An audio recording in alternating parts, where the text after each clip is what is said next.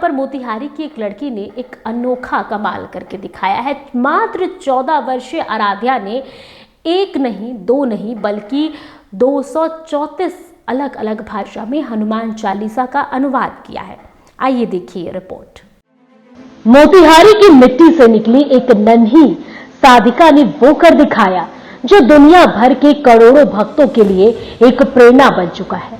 नाम है आराध्या सिंह। उम्र सिर्फ 14 साल, लेकिन सोच इतनी गहरी कि उन्होंने हनुमान चालीसा का अनुवाद एक दो नहीं बल्कि 234 भाषाओं में कर डाला है।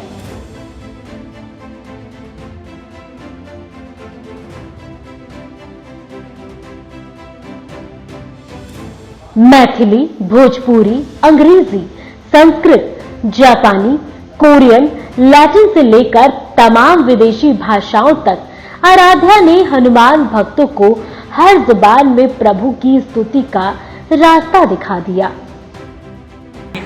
बिल्कुल, मैंने 234 भाषाओं में इसका अनुवाद किया है। मैं आध्यात्मिक हूँ, मुझे बहुत अध्यात्म से मैं जुड़ी हुई हूँ।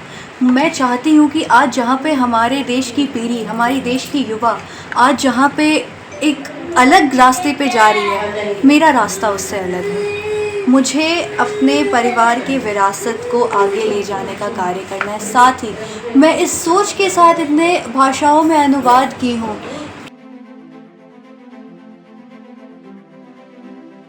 ये सिर्फ एक अनुवाद नहीं, बल्कि ये सनातन की डोर को दुनिया से जोड़ने की आराध्या की आध्यात्मिक कोशिश है। आराध्या की यह साधना सिर्फ बिहार की नहीं, पूरे भारत की शान है। 234 भाषाओं में बज रहा है अब हनुमान का जय घोष। लगता है जब किसी की औलाद इतनी अच्छे से, इतनी मेहनत करके अपना आगे करे, बढ़े, तो पेरेंट्स को अच्छा लगता है।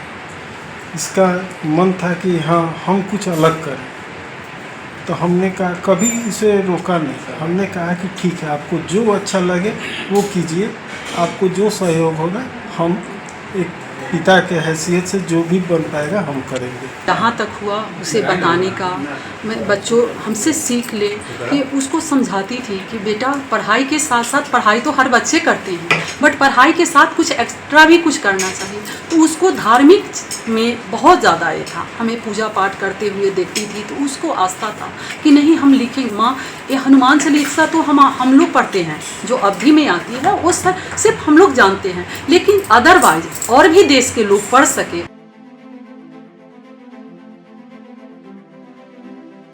14 साल की आराध्या ने जो किया है वो साधना से कम नहीं है। उनके शब्दों में भक्ति है, प्रयासों में परंपरा को बचाने की जिद। सनातन की गूंज अब 234 भाषाओं में दुनिया तक पहुंच रही है। और इस क्रांति की शुरुआत भी देखिए, बिहार की एक बेटी ने ही की है। मोतिहारी से आइडियल एक्सप्रेस के लिए धनंजय कुमार की रिपोर्ट।